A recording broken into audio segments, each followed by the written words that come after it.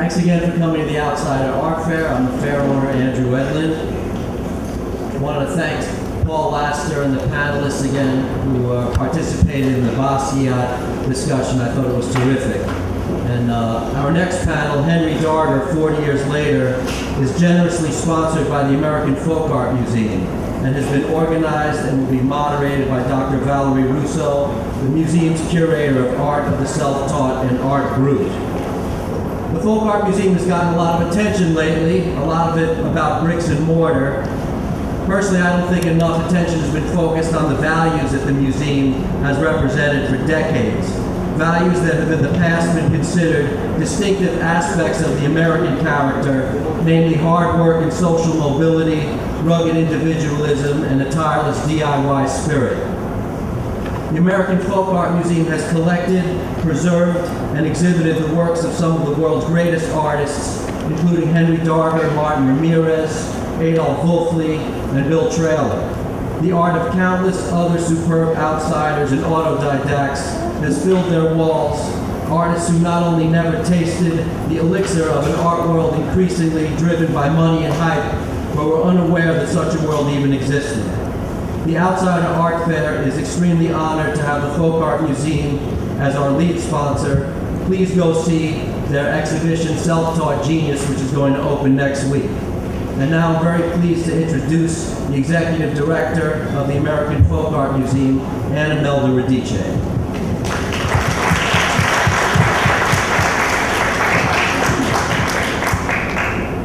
I'm here to welcome you and also to just remember for a moment the person, Anne Hill Blanchard, after whom this particular event is named and remembered.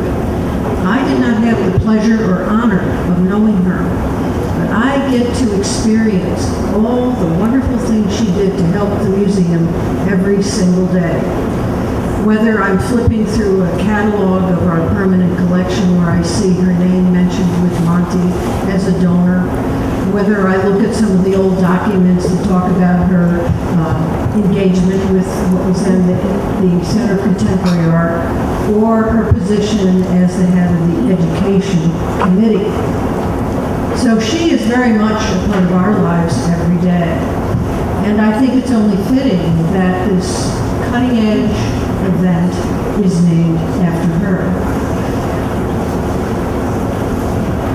The museum has had a very exciting history and is embarking on a very exciting future. And it's because of sacrifices of people like Anne and like Monty, who is our president, and Audrey Heckler, who's here today, one of our board members, that we know that we have many wonderful things ahead of us. Andrew kindly mentioned a new exhibition that's opening this coming week called Self-Taught Genius. And it contains some of our great masterworks. But not only will it be shown here in New York, we're sharing it with the United States. And I think Anne Hill Blanchard would have been happy about that. Because after it closes with us in August, it goes to Iowa, to San Diego, to New Orleans, to Fort Worth, to St. Louis, and to Tampa. A 3-year journey. So I would say, I hope you come see it with us first before you visit it in any other city. One of the things that was written about Anne by the museum at her passing was, she will be remembered by us with affection and respect, as much as for her unfailing kindness and her special quality of friendship, as well as for her many contributions to the growth and the development of the museum. Now, I get to introduce someone who's one of our treasures, our curator for the Art of the Self-Taught and Art Group, Valerie Rousseau. That's the first person I hired when I came to the museum. Why? Because I heard Valerie speak. I was impressed, of course, with her knowledge of the field, but something about the way she shared her passion for the artwork, that really hit a chord with me. because I think it's all about relating to the artwork. It's about passion. It's about love of things. It's about experiencing them. And when I heard her speak, I was very upset that I'd have to interview about another 8 or 9 people because I immediately wanted her to come to the museum. And she has, and we're thrilled to have her. And I know that as her career continues with the museum, we're going to see lots of very interesting exhibitions, including the one that's opening tonight, in which she had a great role. So Valerie, take it away.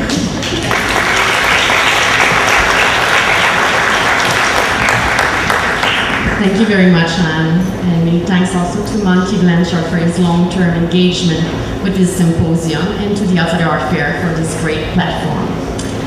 So I'm pleased that you could join us this afternoon for this panel discussion on Henry Darger.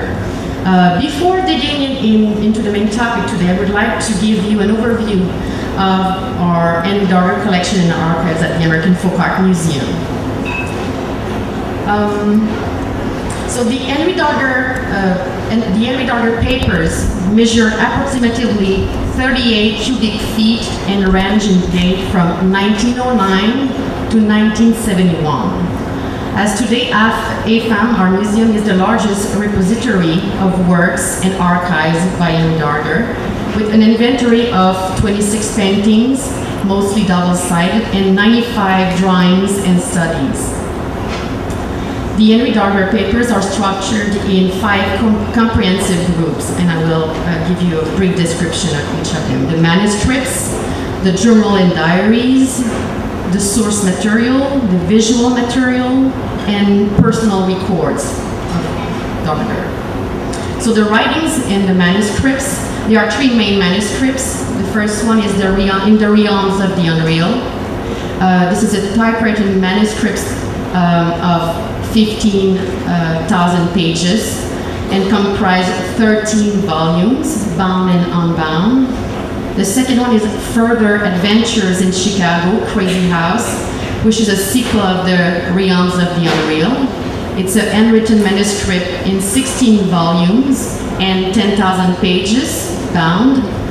And the third one is The History of My Life. It's an handwritten manuscript in 8 volumes, and it totalized 5,000 pages, and this is bound. The second section is the personal diaries. It contains 5 handwritten manuscripts by Darger, and notably a book that contains lists of Darger's favorite songs, copied religious texts, personal daily schedule, listing masses he attended to. In the personal diaries also we have the Weather Report Journal. It's a journal in 6 volumes that Darger kept daily for 10 years, dated from 1957 to 1967, so for 10 years. So he annotated weather reports as listed in the local paper, accompanied by his own interpretation of the weather on a particular day. The third and the fourth section of the archives of the papers are the source material and the visual material. It refers to elements Darger used in his painting and includes clippings from coloring books, comic books, and newspapers. We talk about 1,500 clippings that we have in our collection, clippings of Little Annie Rooney, Carberton Girls advertisements, Buck Rogers comics, our clippings, advertisements from local newspapers, periodicals such as Life. And these clippings often feature the same subject in many versions and in multiples. Additionally, we have 819 photographic enlargements by Darger, made by by Darger, and 210 negatives and 486 sketches. And finally, the personal records by Darger. It includes a limited amount of personal and business correspondence and Darger's personal book collection, which includes several books from Frank von Wizarava's series of novels. And also it includes books, ID, illustrated Civil War publications, and a selection of religious books, including Bibles and catechism, prayer, and hymns, and hymn books. So today, the main question we want to explore in this kind of discussion are this one. The place that we all stand 37 years after the exhibition, The Realms of the Unreal, at Hyde Park Art Center in Chicago. So it was the first exhibition that publicly revealed Darger's works.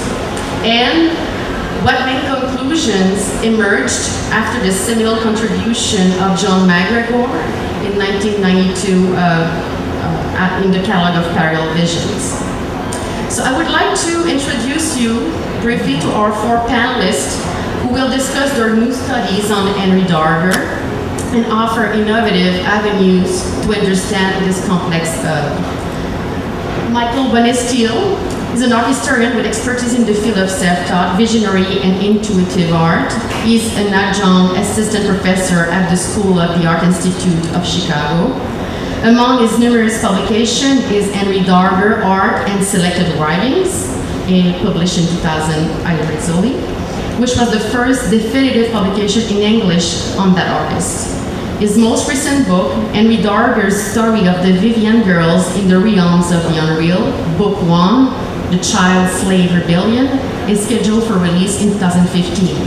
For his talk, Micheal will present his upcoming publication, which consists of reordering of selected key episodes and extended passages from the Realms of the Unreal that will relate major highlights of the 15,000-page saga.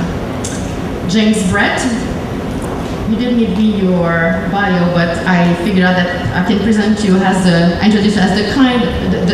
king behind the Museum of Everything, which is a fascinating and prolific entity circulating original exhibitions on self-taught artists around the world. James will explore the iconography and sources for sections in Darger's artworks. Jim Elledge is professor of English at Kennesaw State University. He's the author of Henry Darger, Throwaway Boy, The Tragic Life of an Outsider Artist, that just came out recently in 2013. He is a finalist for the 2013 Lambda Literary Award in Gay Memoir Biography and the Publishing Triangle's Randy Schiltz Award for Gay Nonfiction. Jim will underline aspects of Darger's life as outlined in his recent book, specifically on the 12-year-old Darger's confinement to the Illinois Asylum for Feeble-Minded Children. And Jane Kallir. Jane is the co-director of the Galerie Saint-Étienne in New York and the author of multiple art publications, including monographs on Grandma Moses and the first catalogue raisonné of Egon Schill's work in all medium in 1990, with an extended edition in 1998. She has curated exhibitions for numerous museums, including the National Gallery of Art in Washington and the Belvedere in Vienna. Jane's talk will approximate the chronological sequence in which Darger created his hard works, how they relate to his writings, and his overall development. So please, everybody, a warm welcome to our panelists.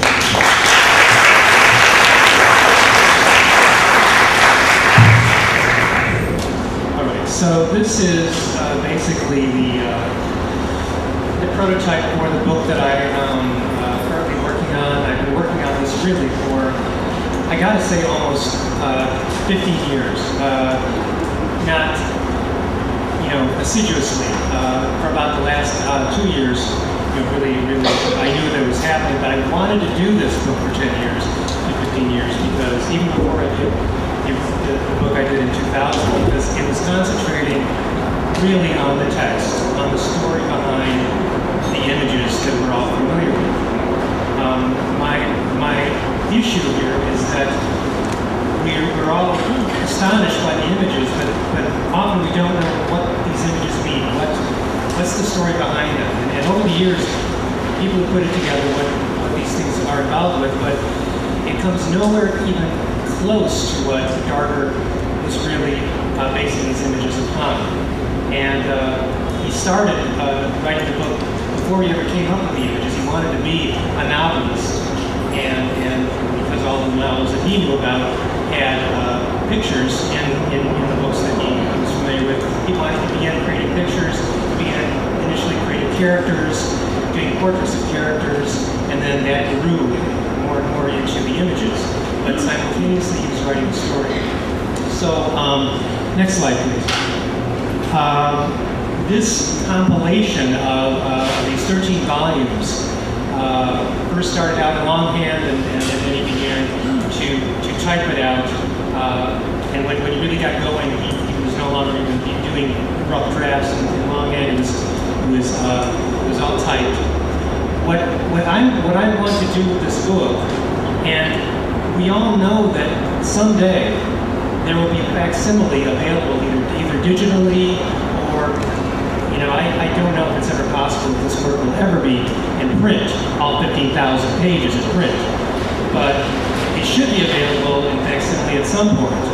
But until then, until that is available to the public, it was important to me and to a number of other people that are interested in Darger to get the story out, to get the actual main highlights, the most interesting aspects of the story in people's hands so they can really understand what all of these images are based on. And once you actually begin reading this work, you find out that he, as a writer, is every bit as original, every bit as interesting, compelling, idiosyncratic as he is as an artist, of course, in a literary fashion, and in a self-taught literary fashion, of course.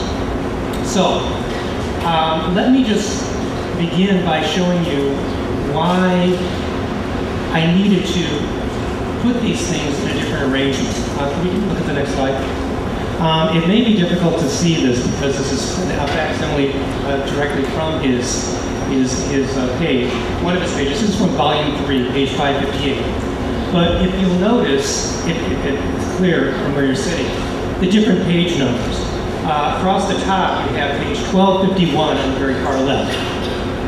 Moving to the right of that, there's 587. All the way across is 588, and then he has written 110. So he has actually rearranged this at least 3 times. We know that he started with one of these numbering systems, moved it around, and finally arrived at what is considered now to be page 588, according to the final version that he came up with. Below that, which is going to be harder to see, but really you can see he has crossed out chapter, and it's not read, it's not legible, but it could be like 45. In the center, there's another erased chapter number that's illegible. Finally, he arrives at 44. So this could have been the beginning of any number of chapters in any part of the book, and we're really not sure where it belongs, but he wound up putting it here. Now, the problem with that is that in certain cases, by reading through this, you find out that episodes are occurring chronologically in a fashion that don't follow, that things are happening prior to when they should happen. So, as an example, there are 3 different endings to this story. There's one at the very end. In fact, there's actually 4 endings, because there's 2 endings at the very end of the story. One ending is if he were to, his ideal ending, where the Christians win the war, and that's if he resolves it in the correct manner. The alternative ending is on another number of page. It really doesn't show a defeat of the Christians. It says that the Christians have experienced a very terrible setback, and we will see in future volumes what is a result of that. Well, there were no future volumes after volume 13, so most scholars take this original, the previous ending, the one that's numbered, to be the original ending, or the one that he preferred. And yet, he had, in volume 1, he had the Belengans enact. The Belengans were the very dragon creatures that eventually evolved into these ram's-headed, horned, butterfly-winged, beautiful humans.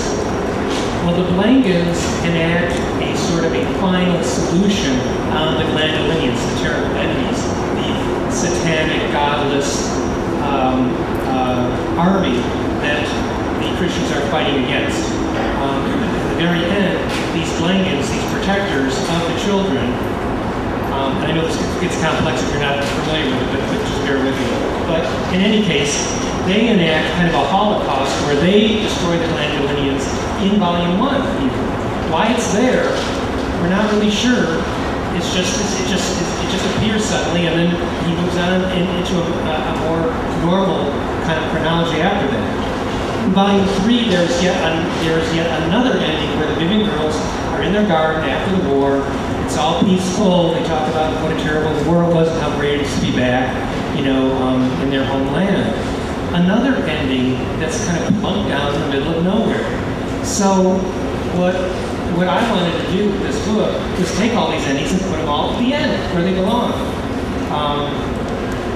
As a more of an illustration, let's go to the next slide.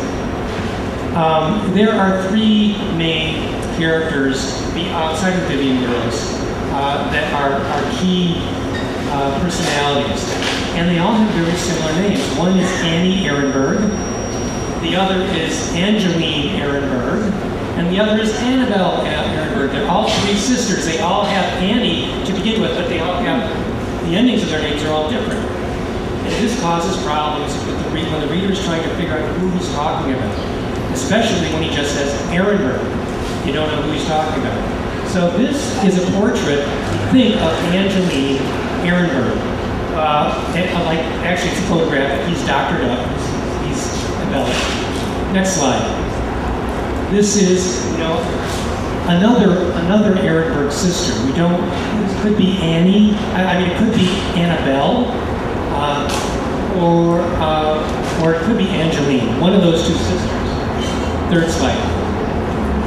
And this is identified as Annabelle Ehrenberg Vivian, who was one of those sisters. Now, two of those sisters are alive, but one of those sisters is dead. She is the main martyr, kind of the St. Joan of Arc figure, who was a child slave, who began the child slave uprising, rebellion against the Glandolinians. We don't really have any kind of image of her, except for the next slide. And this is the photograph of Elsie Parabek, which is the photograph that he was going to base the image of Annie Ehrenberg on, the child martyr. Supposedly he lost this picture. It became this huge kerfuffle. It became basically the Ehrenberg mystery, the great Ehrenberg mystery. Where did this photograph go? Well, ultimately, the photograph, next slide, actually first appeared in the Chicago Daily News in 1912. And at that time, he somehow lost this photograph and could never use this photograph as the basis of the portrait that he's looking for. So, anyway, just a little background on Annie Ehrenberg. So, Annie Ehrenberg appears at various times, pops up in the saga at various times. However, when she first pops up, next slide, she is ostensibly dead. I'll just read the beginning of this.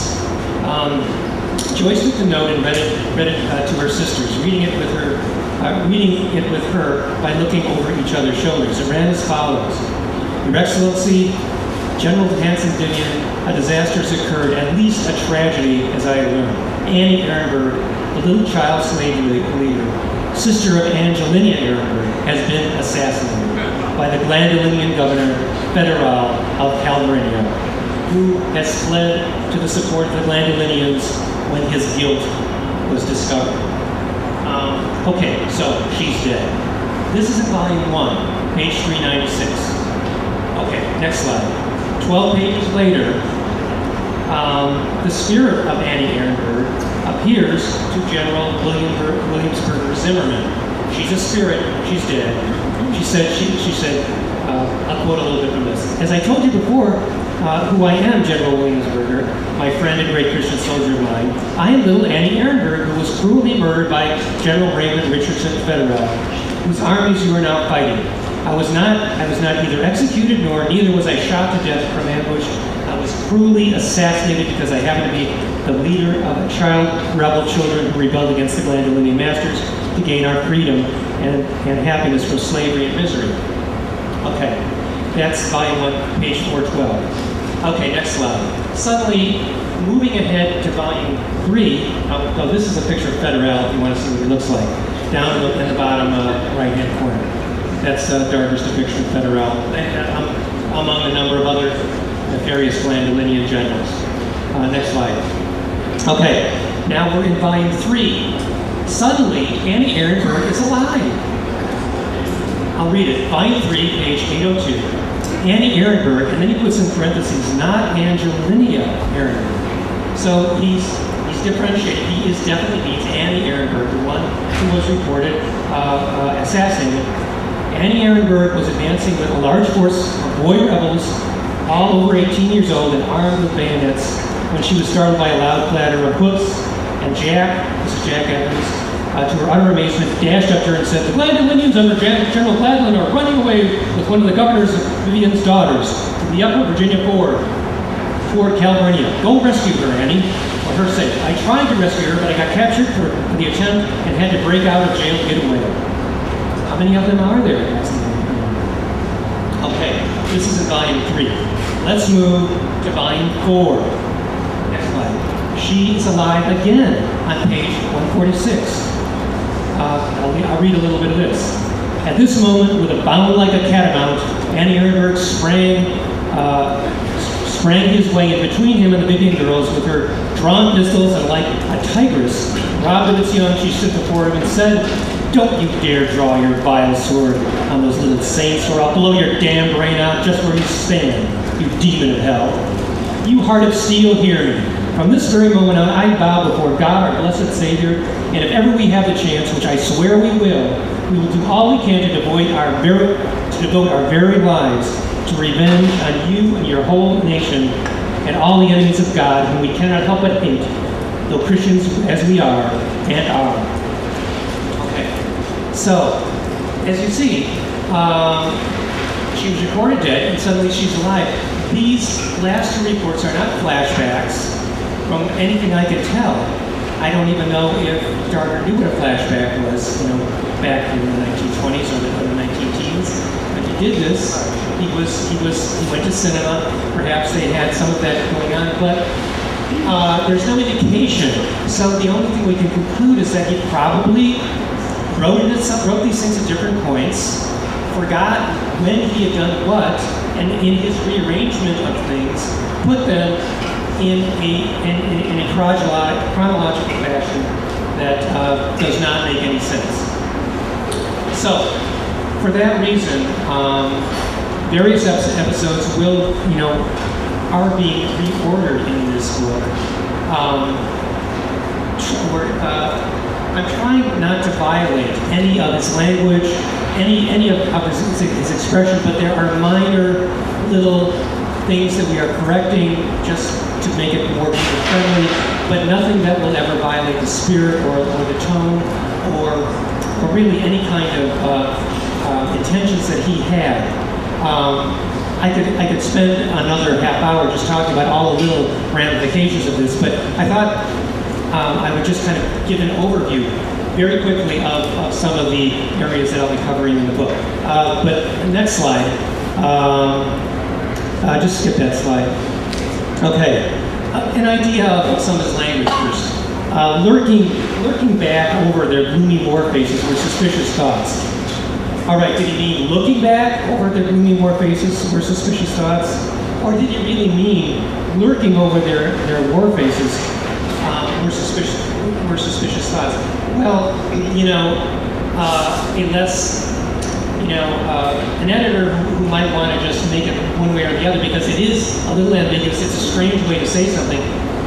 If he meant looking, fine, but lurking, even if it's a mistake, is a great way to look at it.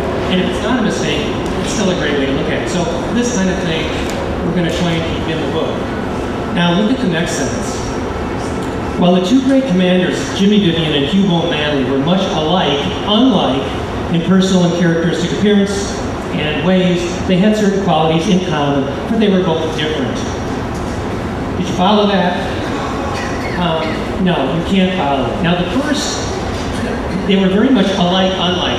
Now he often would correct himself after making mistakes, so probably that first alike is wrong, and unlike is correct. But if you follow the rest of it, he says, they had qualities in common, but they were both different.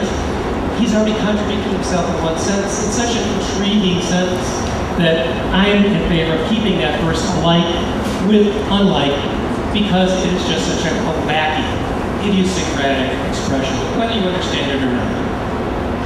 Okay, so I think I'm just going to leave it at that. Can I just very, very, very quickly, last slide here. Okay, these are misspellings. These are what Joyce is spelled instead of the traditional Joyce. Twar instead of toward. Tarlins instead of talons. Promish instead of promise. Conflagration instead of conflagration. His colorful language is so enjoyable to read. We're going to keep these in. We don't want to correct these because they really have his voice and his spirit and the flavor of his language. So we don't want to mess with that too much. Okay, thank you.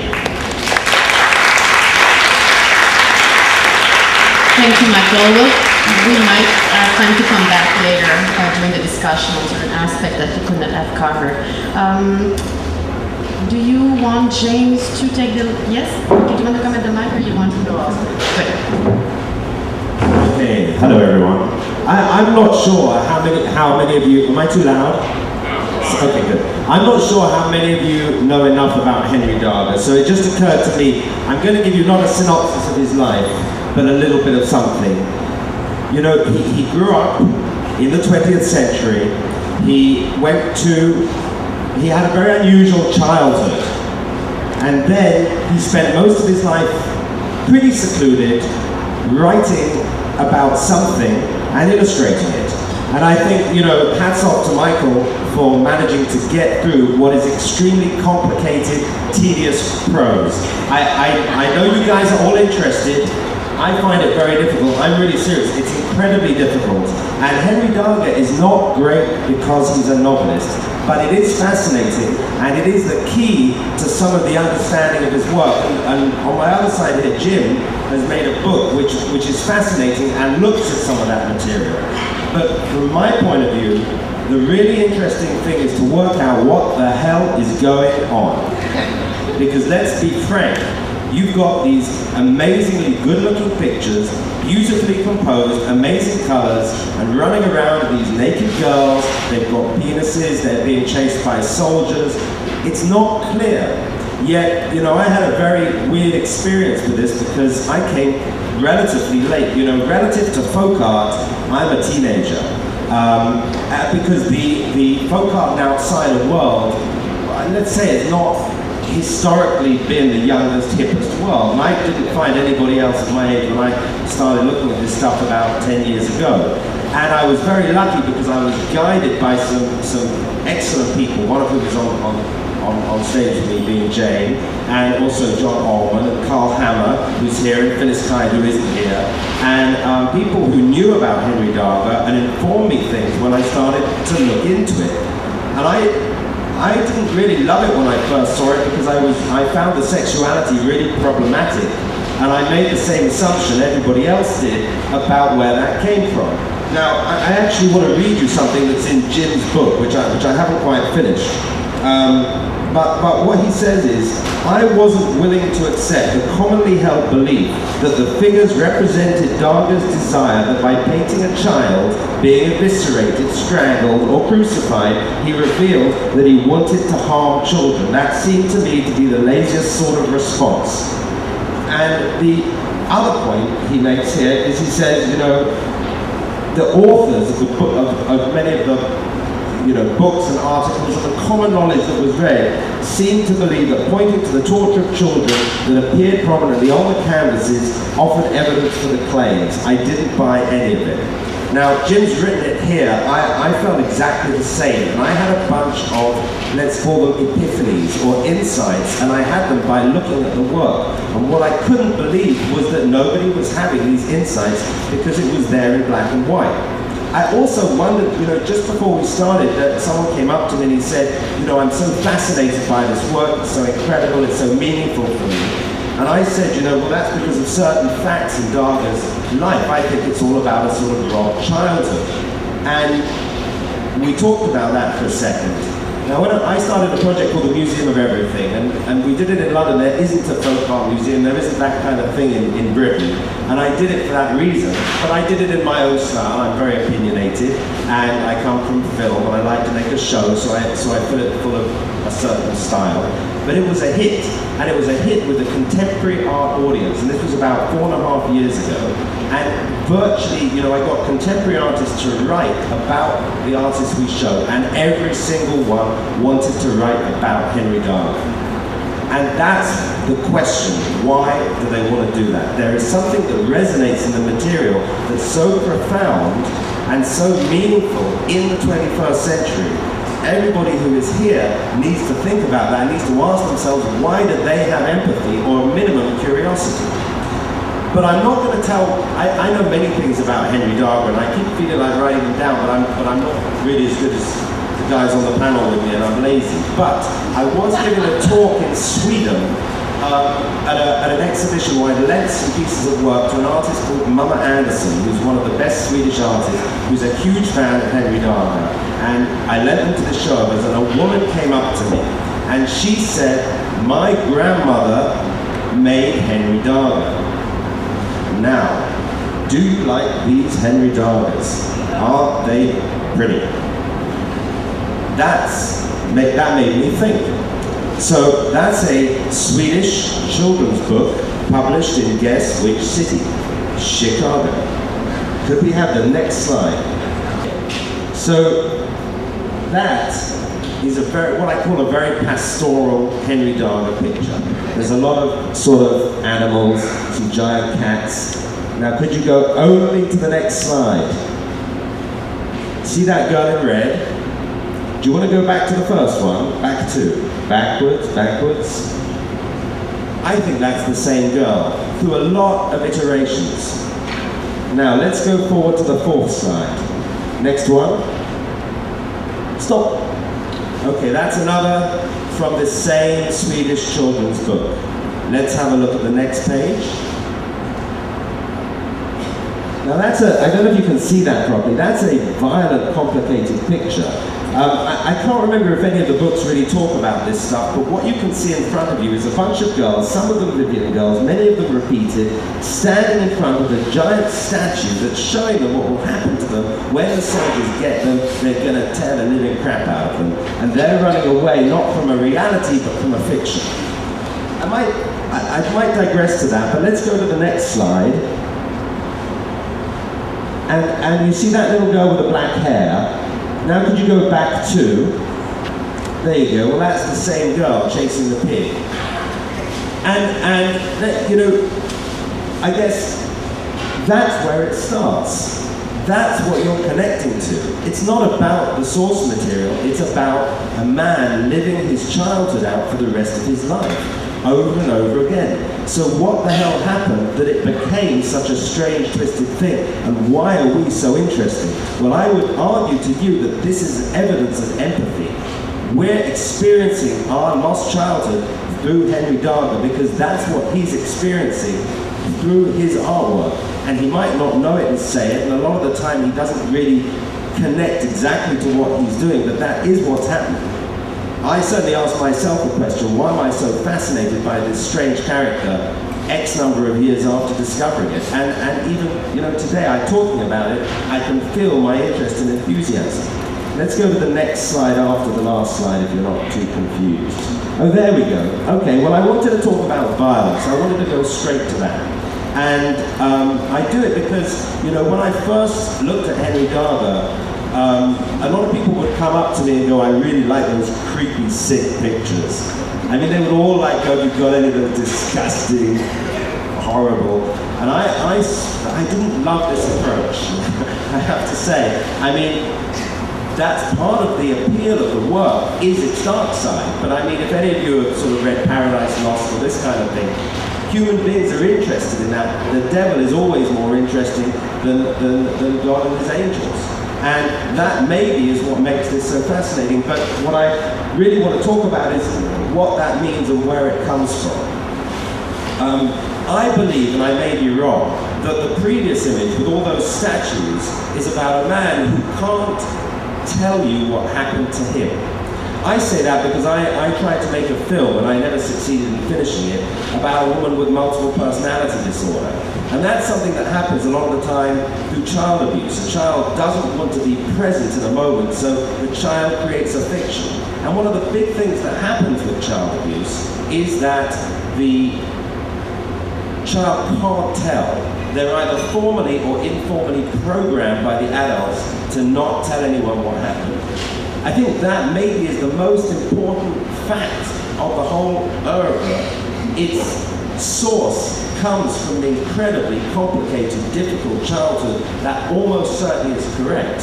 And again, talking about Jim, I think why I have such respect for what he's written here is that actually it puts his finger on that one point.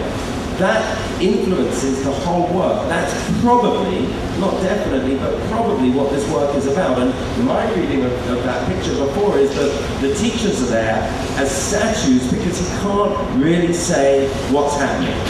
Now I just did a Freudian slip. I said the word teachers. I'm going to let you look at something. I was standing in the apartment of a gentleman here called Bob Roth. And he had a quite violent Henry Darger picture on the wall, and I looked at it and I just went, fuck me. I couldn't believe what I suddenly saw, and I hadn't seen it. It was this. You see, the Henry Darger story is not a fiction. The Henry Darger story is an autobiography. That's my conclusion, and if you dig through it, you find it out because he gives you the visual clues. So can we see the next slide? Next one. And the next one. Now, I picked this poor guy out at random. I mean, he's probably like a really great educator from the 1930s. But I'm trying to make a point. Can we have the next slide? And the next one. You know, there was a big court case against the school where Henry Darger was. And in the court case, they talked about the physical and sexual abuse of the children. And it's of a period, so it's not totally specific. I don't know why that stuff didn't come out a lot earlier. And I was turned on to that by a filmmaker called Mark Stokes. I found out more from Jim's book. I found out more by reading the court case itself, which is very long-winded. But I think that's at the heart. I think that's what we're responding to. We're responding to our own childhood being taken away by adults who are not giving us our fair chance. Can we have the next slide? And the next one. Okay, so I'll try. I'll get to the point quickly. Well, it brought me on to this. And again, I'm not going to talk about all the things I think I know, which might be wrong, because who knows anything. But on here is a famous picture. It's buried. And let's have the next slide. Well, there it is. It's the front cover of the first big book of Henry Darger. Anybody who knows Darger has taken it for granted. Now, I used to take it for granted, but I started thinking about something. And I started thinking about it because of something else. But I think it's a metaphor. And I don't think there are many metaphors in Henry Darger because I don't think he uses them. I think the whole book is one, but he doesn't use them. But I think that is because when you hear about, when you see the teachers or what they're doing, they're strangling the kids, and these are hands, and the hands are hands of fire. And when I was a kid, me and my friends used to strangle each other and think it was really fun. And when you strangle someone, it feels like burning. And I suddenly thought, what if the children called the teachers the hands of fire if they were coming in at night? I mean, let's have a look. These kids are jumping out of bed, and these hands are flying through the air, and maybe I'm making it up, but it doesn't seem so far-fetched. Let's see the next one. Keep going through these. Clouds. Henry Darger loves clouds. Loves clouds. Draws all kinds of faces in clouds, just like a child would see faces. Let's see the next one. Well, that's unusual. That's a child being strangled in a pink cloud. That's very unusual. Now let's see the next one. Now this changed a lot for me. Nobody knows this picture. That's because it wasn't photographed with all the work that was captured. It's a long story why this work has not been properly documented. I can tell anyone who wants to know why. But this came up in auction, and my good friend Mr. Edlin and I were very keen on it. But I was a fool. I thought it was one picture, and it wasn't. I thought it was a phenomenal picture, but in fact, it was this. We have the next one, and the next one. It's 3 pictures. Now, can you go back one slide? No. Next one, the one with the long black tongue, that one. That's a wrecking ball, like the Miley Cyrus video, smashing the shit out of the villages. Now, what that represents is a giant thunderstorm destroying the entire world. You know, this was not ever put into a book. It was in his room, and it was sold before anybody could get to see it. What's fascinating is he writes it's a child's choking head working itself up into the fury of a storm. And a very nice man emailed me not long ago called Carl Watson. And he said, I'm just working on Henry Darger's autobiography. And he talks about running away from the school where they used to abuse him. And he said, I ran through this storm, sweetie pie, and it was like a child's choking head working itself up into a storm. And now I'm thinking about a child running away from a very negative situation, perhaps not a child anymore in his sort of early teens, and thinking about what he's running from. And like in a movie, the storm's going, and that's how he visualizes the storm. It's also a metaphor, like the hands. I think it's correct. Can we have the next one, please? And that's how it would have looked. Next one, please. Keep going forward. Keep going. Because he always puts, keep going, 3 panels together, like that. Variations. They're successions. They're not single images. There is no single image. The whole of Henry Darger's work is one moving image. Everything relates back to itself. Next one, please. I'm going to go quickly through these. If you've ever seen a film called The Usual Suspects, at the end of the film, the protagonist realizes that everything that's happened has come from the individual's life. This is Darger's hospital, I believe, if the thing doesn't keel over, where he worked. Have a look at the tents around. Could we have the next slide? And the next slide? And the next slide? And now we're in the middle of a Darger storm. You can feel it outside, and you're looking at the tents, and maybe you're feeling it too. Maybe this is him speaking. Let's have the next one, please. And fire. If you go back one slide, Jim in his book talks about Henry as an amateur arsonist. In the next slide, you see fire turns up all the time. And fire is everywhere, it's throughout the book. Next slide, almost done. Next slide, next slide, next slide. I'm not going to talk about these, I'm just going to let you see them. Keep going forward. I will say that a lot was separated. Half of this is in the Museum of Modern Art, the other half I own. Why did they get split up? That's another story. Next slide, next slide. This is the very last thing, fires. Keep going, please. This is a very famous picture. In the corner, go back please, you can see it says the Arcadia. When I saw it, I had a feeling that was something. I researched a bit and found the Arcadia Ballroom in Chicago burnt to the ground. That's where the Vivian girls are hiding from a storm, just like this. Keep going forward, please. Almost done. Keep going. One more.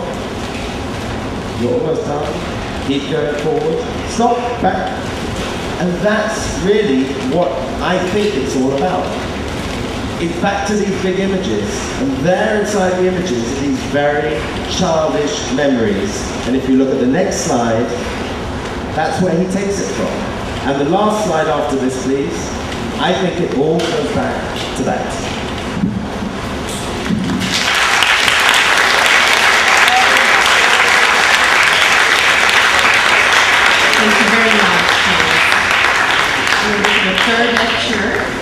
Jim Elledge.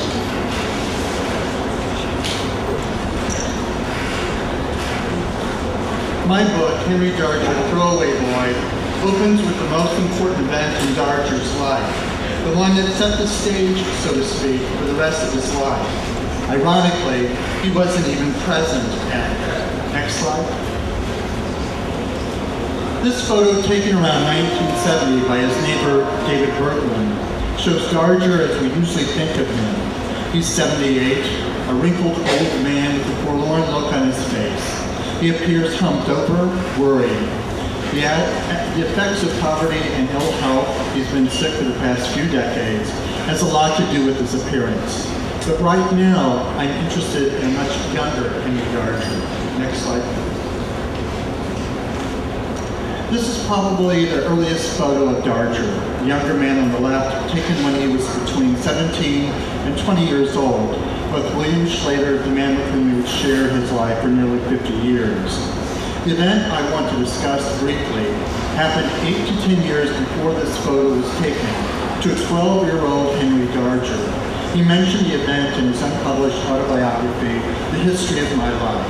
Next slide, please. It was 1904. Darger had been living at the Mission of Our Lady of Mercy, the building on the right, since he was 8 years old. The priest who ran the home for boys pushed Darger's father, who was living in a nursing home and couldn't take care of Henry, into finding another place to warehouse the boy. In this quote from Darger's autobiography, mere 36 words, Darger wrote what happened next. I was taken several times to be examined by a doctor who, on the second time I came, said my heart was not in the right place. Where was it supposed to be? In my belly? Can you still hear me okay?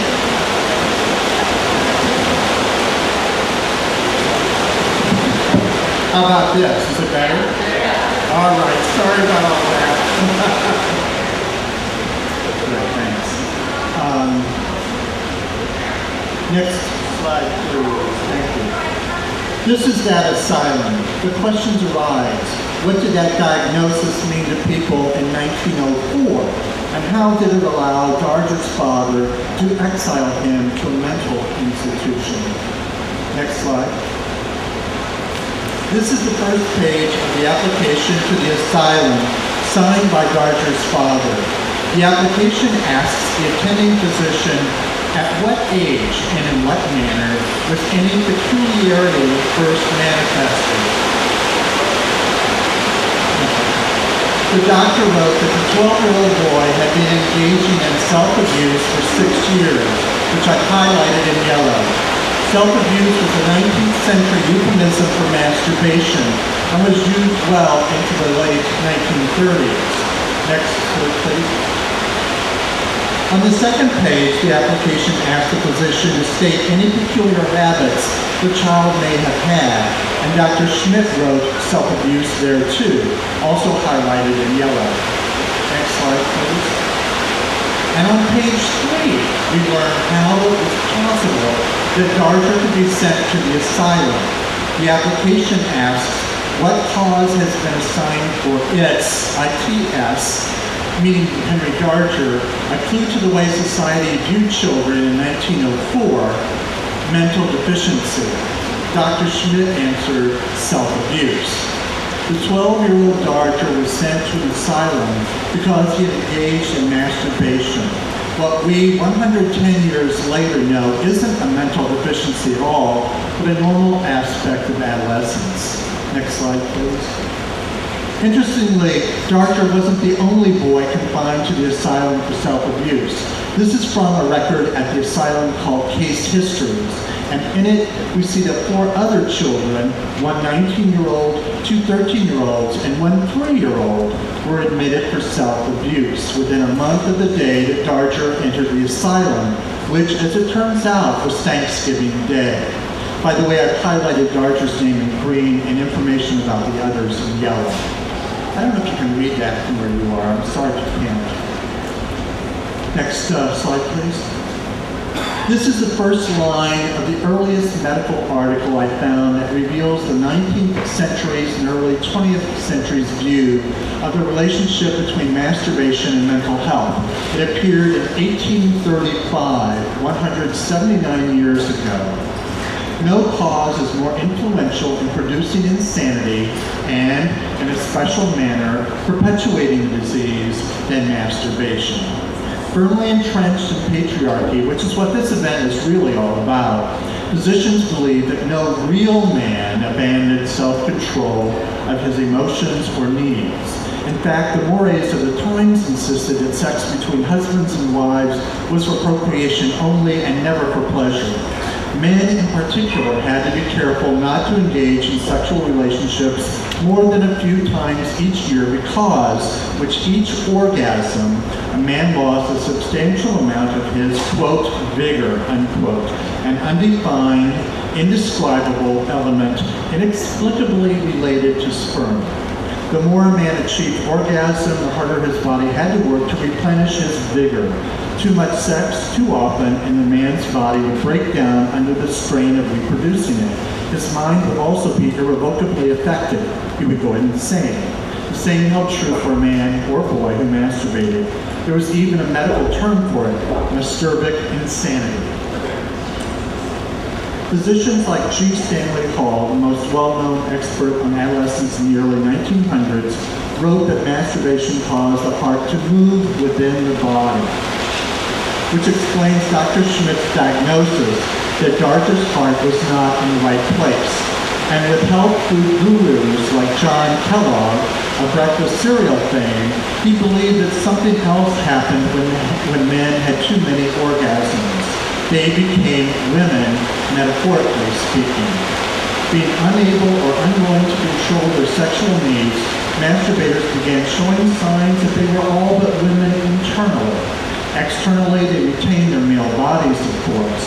In short, they became emotional over unimportant things, were unable to think logically, were drawn to the kind of employment available to women at the time, developed high-pitched voices, the mannerisms of women, and adopted female nicknames. Remember, this was 110 years ago. Next slide, please. At the same time, a group of men whom we would call homosexuals, at the time they were called sexual inverts or the intermediate sex, were being noticed in large cities. They sought out other men for sexual relationships and were noticeably effeminate. In fact, it was their effeminacy that caused them to be noticed in the first place. As one observer noted, they mostly affect the carriage, mannerisms, and speech of women who are fond of many articles ordinarily dear to the feminine heart, who are often people of a good deal of talent, who lean to the fantastic in dress and other modes of expression, and who have a definite cult with regard to sexual life.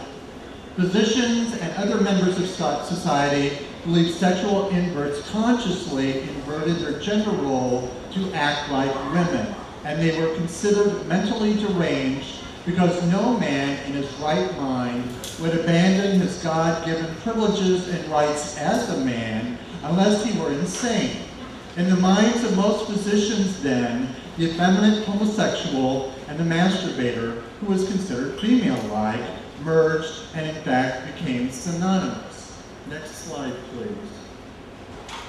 Consequently, as sexologists Vern Bullock and Martha Vogt noted, during most of the 19th century and as late as the 1930s, homosexuality was often classified under the term masturbation. In fact, at the same time, physicians used masturbation to indicate not one, but at least 4 different varieties of other possible and specific erotic interactions between males, including oral sex. So not only was Henry Darger considered insane because he was like many other adolescent boys, but also because of the suspicion that both his father and Dr. Schmidt would have had that he might also have been homosexual. The next slide. The stigma of Darger's being diagnosed as insane followed him much of his life. allowing the nuns and his co-workers at St. Joseph's Hospital, where he was first employed, to give him a nickname, Crazy. It's also been an important part of how critics had viewed him, giving them a rationalization for accusing him of being a sadist, a serial killer, and a pedophile, since in our society, all three are evidence of mental disorders long after his death. Thank you very much. And thanks for sticking with us. That's great. You always go to Purple Heart. Well, we've heard a lot about Henry's life, his sad, abusive childhood, and I think biography has often tended to dominate the approach to this artist. As the art historian on this panel, however, I prefer to take a more aesthetically oriented approach. I think that Henry Darger's sad life would be of very little interest to us if he weren't also a great artist. And it's my belief that the best self-taught artists can and should be studied according to the same criteria that are applied to their trained colleagues. So what this means in practice is that we need to immerse ourselves in the artist's processes to understand his intentions and his stylistic evolution. Do we have the first slide? Darger began working on In the Realms of the Unreal around 1910. The typescript, which would eventually total 15,000 pages or more, is said to date to about 1916. And it was around that time that Darger began collecting newspaper and magazine clippings that related to his stories. Influenced by journalistic captions, he sometimes added explanatory text to these images. And then gradually, he began to modify the clippings more radically, cutting them up and collaging them together. Next slide. It wasn't long before he began to modify the materials with paint, again, and finally to create entirely hand-drawn pictures. Next. Battle scenes like these, which probably date from the mid to late 1920s, were attempts to capture in pictures the battles that Darger was simultaneously writing about in the realms. But most of his earliest drawings weren't so much illustrations for the realms as accompaniments to it. During this period, he created extensive series of what I like to call accessory images, documenting things like, next please, regimental flags, and next, regimental uniforms, next, and of course he created many portraits of his heroines, the Vivian girls, and other children. Next. Portraits of his generals. Next. And pictures of the so-called Langans, which, as you've already heard, are these immense dragon-like creatures that combine human and animal body parts. Next. Yeah, thanks. Also during this period, Darger created a series of detailed maps outlining the geography of the realms and the locations of the various battles. Next, please.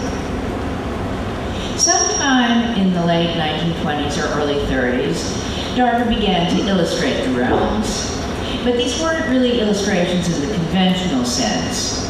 No one has ever fully made a systematic attempt to correlate all Darger's art with the written manuscript, but even a cursory attempt to make a comparison suggests that there's only a loose correlation between the two bodies of work. This isn't really altogether surprising, given that they were done largely at different times. Darger really only set out to illustrate the realms after he'd finished writing his text, and I somehow doubt that he referred back to the type manuscript when he created the artworks. He didn't need to, because the story already existed in his head. With the passage of time, the story in Darger's head evolved, and I think there's a far closer connection between the early artworks and the manuscript than there is between the manuscript and Darger's later visuals. However, further research would be required to bear this theory out. Darger's first narrative works, as opposed to the single subject pictures, were created on sheets measuring approximately 19 by 24 inches. The small sheets that make up the works you see here were probably pasted together some years after they were first created. There's a tendency to want to read the images on Darger's multi-sheet scrolls like panels in a comic strip, but this wasn't necessarily the artist's intention. Sometimes it was, but sometimes there's little or no narrative connection among the panels. Next slide.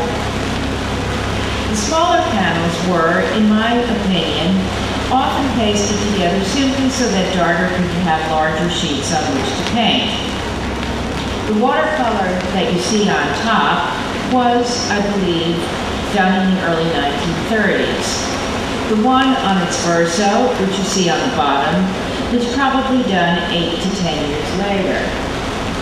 Darger's earliest narrative works are distinguished by a smaller scale, smaller compositional format, and smaller individual figures.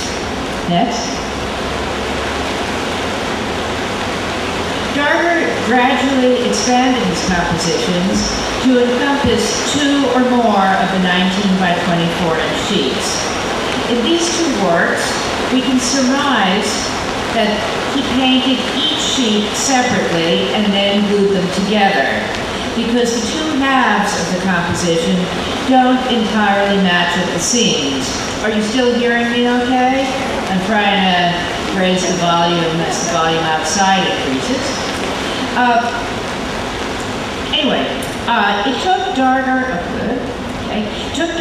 a while to realize that if he wanted to paint a multi-panel composition, it would be better if he pasted the sheets together first. Now, here are the versos of the two last works that I just showed you.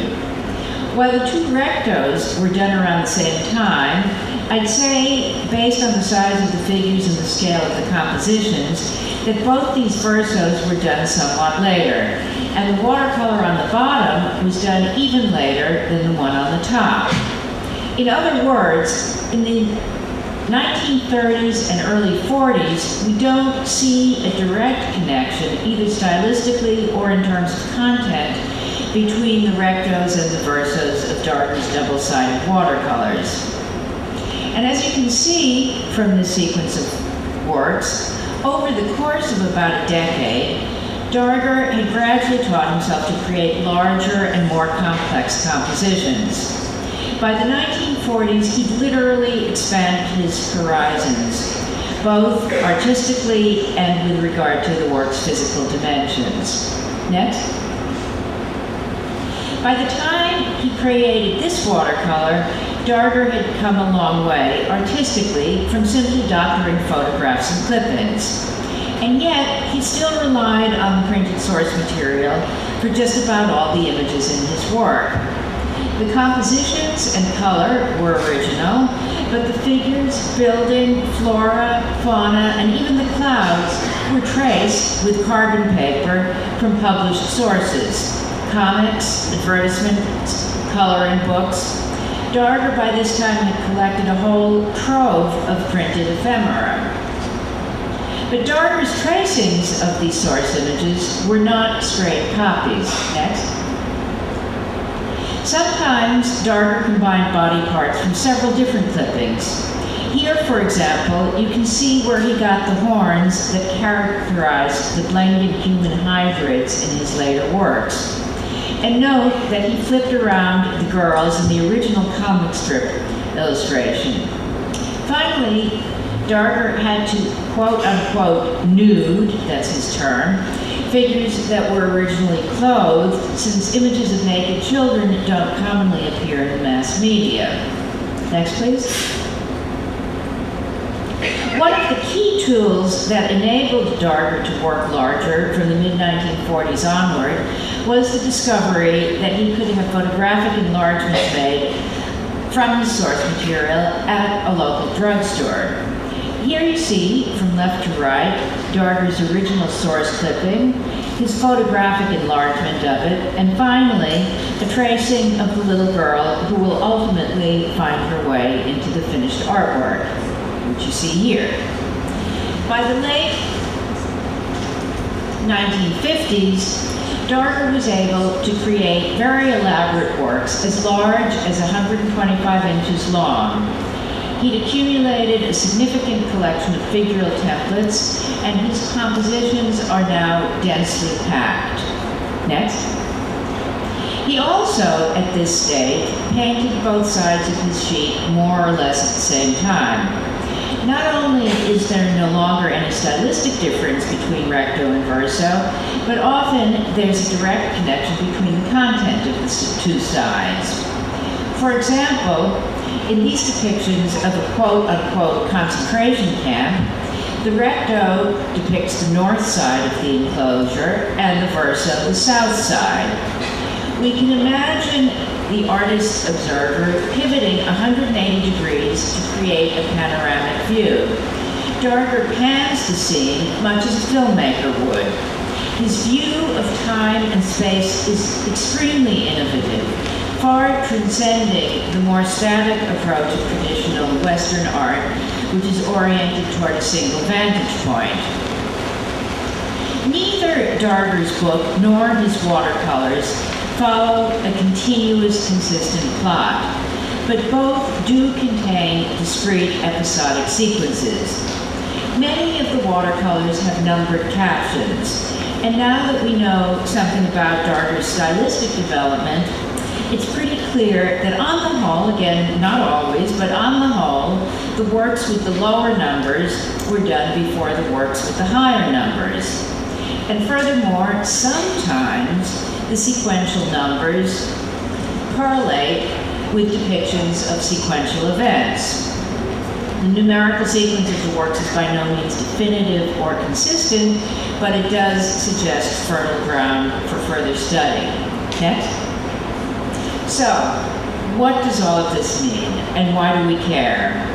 I hope that in this brief overview of Darger's techniques and development, I've given you some sense of the intensity and seriousness of his artistic endeavors. It was through protracted, concentrated effort that Darger visualized his imaginary realm.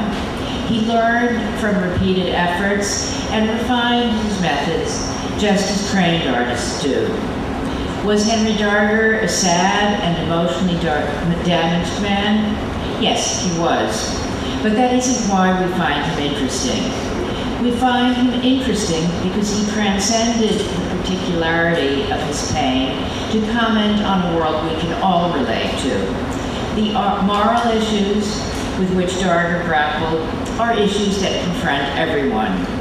The irreconcilable existence of good and evil, God's silence and apparent willingness to tolerate the suffering even of the pious, the good, and the innocent.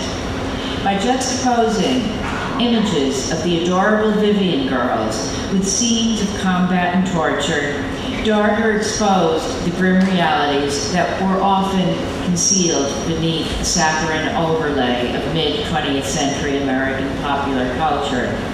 His work may be read as nothing less than an allegorical history of modern America. And that is what makes Darger a great artist. Thank you.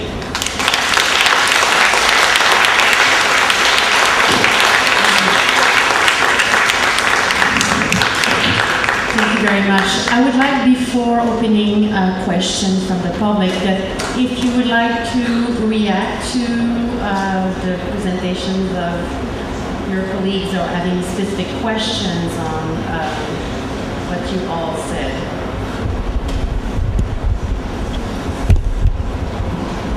I would like to say that I really enjoyed seeing the slides that James put up because I hadn't seen any of them, I don't think, except for those that appeared in McGregor's book or that I've seen at the American Folk Art Museum or those sorts of things. So I really appreciated being able to see some things that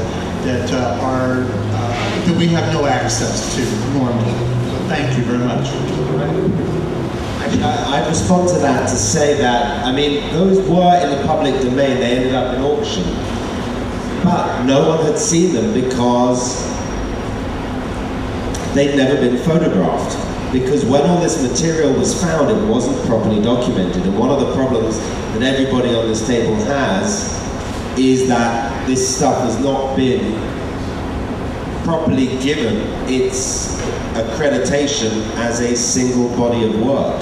I mean, certainly from my point of view, I'll be honest with you, I was in a bidding war with Andrew Edlin for those particular pieces, and Andrew loved them because he saw 3 pieces, fantastic, 3 different pieces to sell.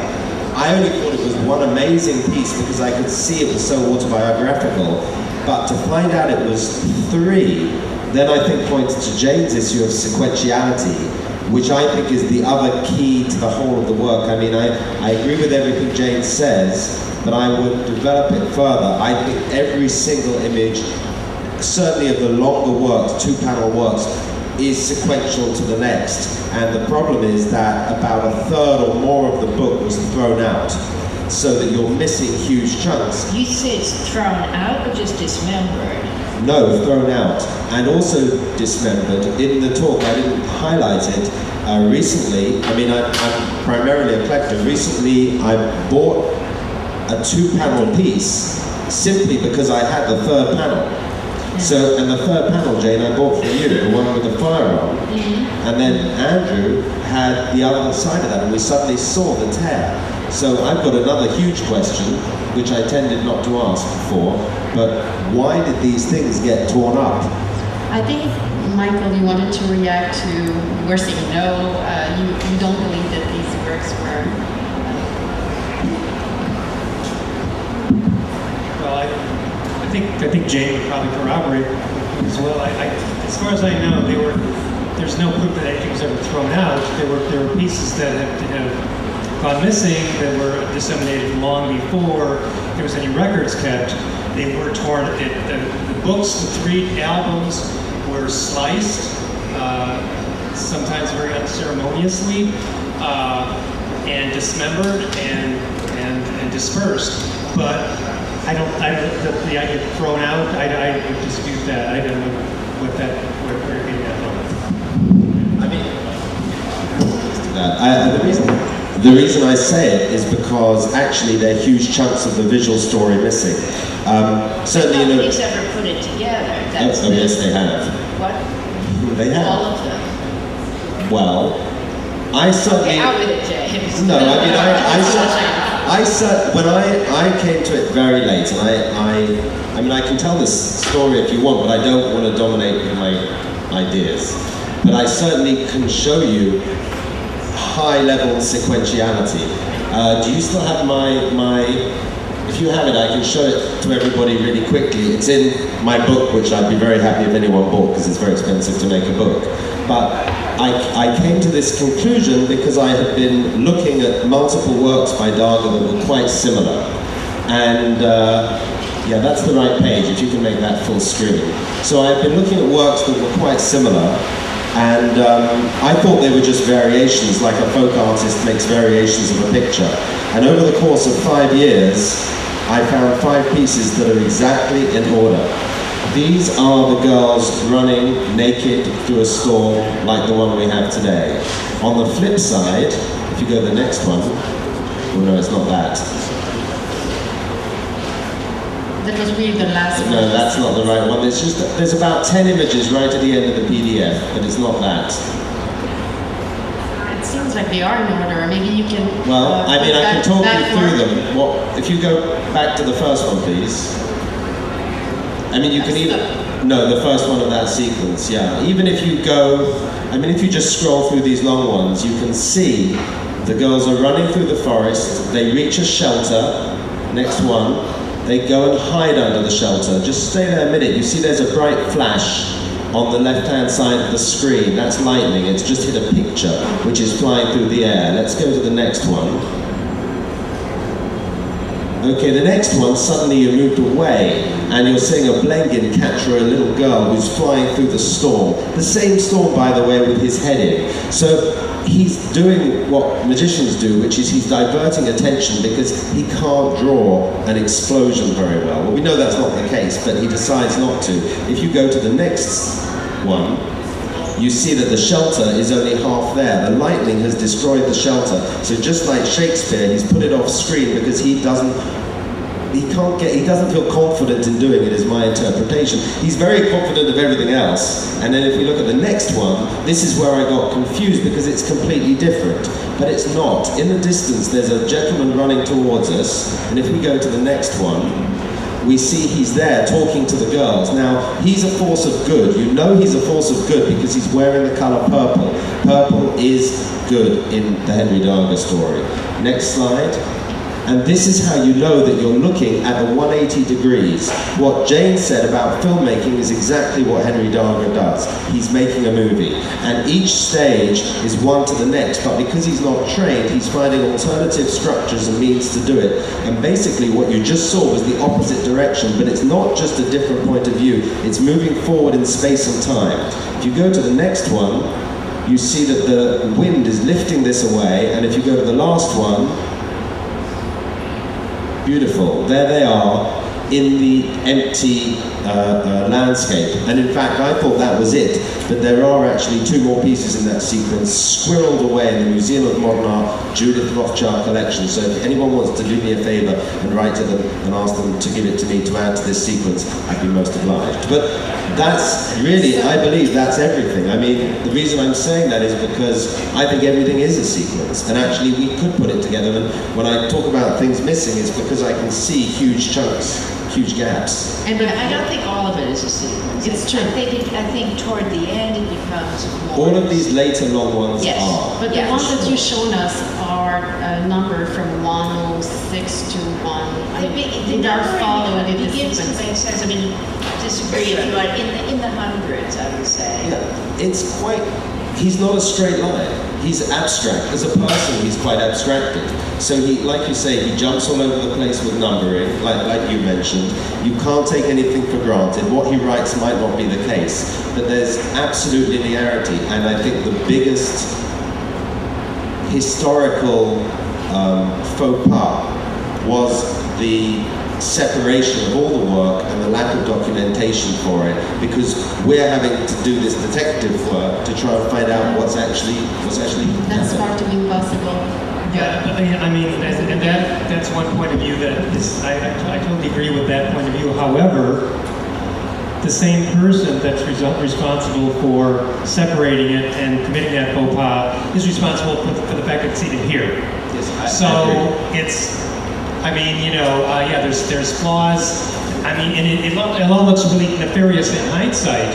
But at the time, this totally unknown person who came out of nowhere, who created this bizarre body of work. I mean, the learners just had to, the learner just tried to do what he could do. This is not to say he was a saint about it. He made money. He did things that he probably should not have done. But haven't we all done things we shouldn't have done? You know, and in hindsight, thought, why did I do that? Well, you know, it's not a perfect world. Yes, I mean, it's a typical story in artistry to see professional artists admiring the works of self-taught artists and treating them for their own purpose or not documenting the whole process. It's typical. But maybe I would like to open, because we are running out of time now, but I would like to open the room to some questions, maybe 2 or 3 questions max, here in front. I would like that you speak loud to make sure that everybody will understand your question. Interpret texts infinitely, but one thing that occurs to me, kind of alluded to it, that there are references here to his personal experiences growing up, and then references to historical, universal experiences. There was a reference, I don't know, this is a lot, he's new to me, but the context isn't new to me. You mentioned that he was in a home for feeble-minded children. The word feeble-minded gives it away, and it makes immediate reference to the eugenics movement in the first third of the 20th century in the United States. There was this interesting phenomenon of collective amnesia that after World War II, everyone in the United States, or most people, forgot that the eugenics movement actually happened. And children were rounded up. They were rounded up. Alcoholics were rounded up. Poor people were rounded up. The outsiders, the others, were rounded up. They were sterilized.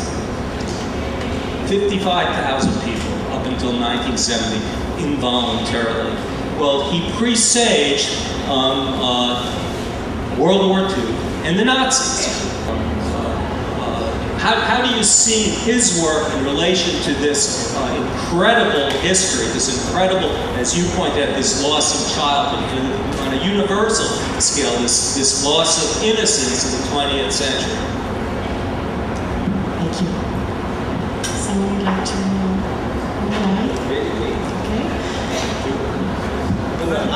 I think Jim is probably more, with the eugenics, I would kind of be tempted to turn to Jim, because to be more specific.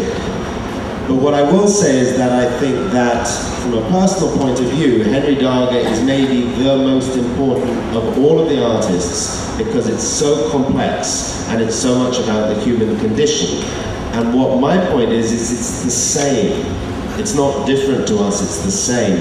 We're all different. And his differences are what make him a fantastic artist, as well as his history, as well as all these complications. So I think what I take from your question and your point is that I think it's so important he's brought into the canon of American art, so that, you know, you have a show of American artists and there he is in the middle, so that that history, whether eugenics is part of his story or not, but that history of exclusion is eradicated, because throughout the world, these kinds of artists are not included in the history of art. And that includes black artists not being included in the history of American art, and that includes disabled artists not getting shows in museums. I think this year in Brooklyn Museum, Judith Scott is getting a retrospective. That's the first learning disabled person ever to have a solo show in a major museum, I think in the world, certainly in America.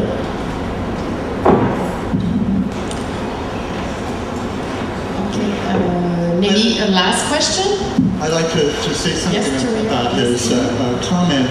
I've done a lot of research because of the situation of Darger being put into the asylum, and discovered that in Illinois, children or adults were not castrated by the directors or under medical supervision for whatever, whether it was masturbation or whatever that happened to be. However, in Iowa and in Indiana and in Wisconsin and all around Illinois, it did happen.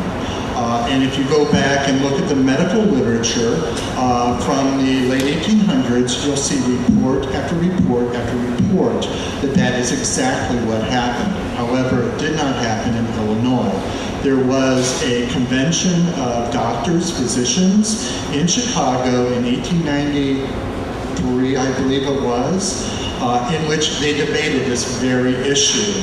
And some of the doctors from other states were very pro-castration for, in this case, masturbation, but the Illinois doctors were roundly against it. And there was another convention 5 years later, and the same exact thing happened. So I don't think that, given Darger's situation, that he would have been castrated for having masturbated. However, at the same time that Darger was at the asylum, there was a man who castrated himself because he had some kind of sexual indiscretion. And I found that in a testimony that It was published in 1910, I believe, and it was from an investigation of all of the institutions in Illinois in 1909. And they hit on the asylum as well as all the rest of them, and it's there in black and white. You can read it at the New York Public Library. It's there. That's where I read it. Thank you. I am in front of an article that Micheal wrote in the Bonesteel book, and it's a quote that he made just at the beginning of his text, and he quoted Darger. He said, Darger said, "I hated to see the day come when I will be grown up. I never wanted to. I wished to be young always." And I think it's really like maybe the starting point of this personal mythology that we just started to dig into this profound eternal childhood that is present in all, I would say like that, the back and forth that we are seeing in his writings, the rearrangement of different sections, Bonesteel was giving the example that Ehrenberg was alive again and again. I think all these rearrangements and these contradictions inside the writings are exactly the same also in the watercolors. You don't have a unique temporality, you don't have a linearity, you don't have, you have all the time this hybridity, these contradictions and these, I would say like this violence and the clash between the imageries, and I think it's just the beginning of a long time studies on Darger that we have. I think if we compare what has been done on Darger in just the last 7 years, it's nothing to say that we are at the beginning of this discovery. And thank you very much for